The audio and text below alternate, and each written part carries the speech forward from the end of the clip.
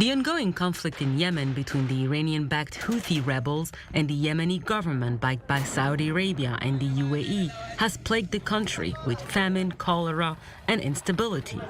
As hundreds of Yemenis continue to die every day, the United States is focused on making sure that the estimated 80% of Yemenis experiencing food insecurity get relief. But one major obstacle is landmines planted all over Yemen. They not only kill civilians, but also prevent them from cultivating their fields, generating sources of income, and feeding their families. The Red Sea mills sit on the outskirts of Hodeidah and has served as one of the UN World Food Programme primary wheat storage and processing facilities. Access was blocked by the Houthis until March.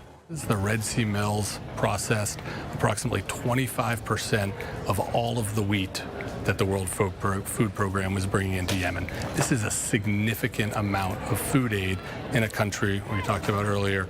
The vast majority of the population is food insecure right now.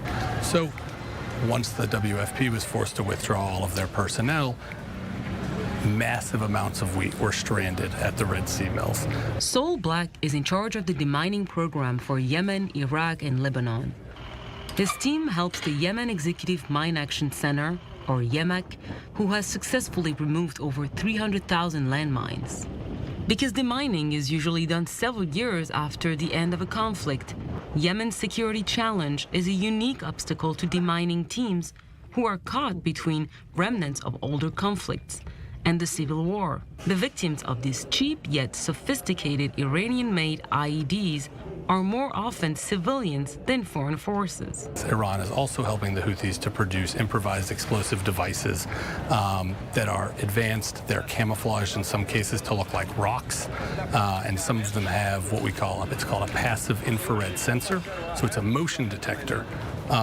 Unfortunately, the motion detector can't tell the difference between a military vehicle or a farmer or a child on his way to school. Landmines have been found in schools, homes, roads, hospitals, farmlands, and wells. Yemeni officials said the country had been the site of the largest mine-laying operation since the end of the Second World War.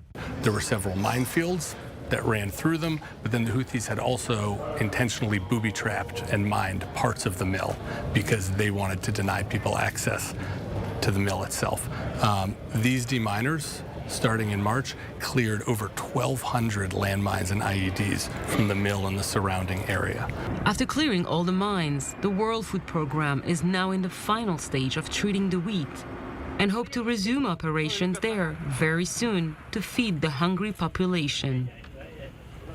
Mounira Al Hmoud, I-24 News, Washington.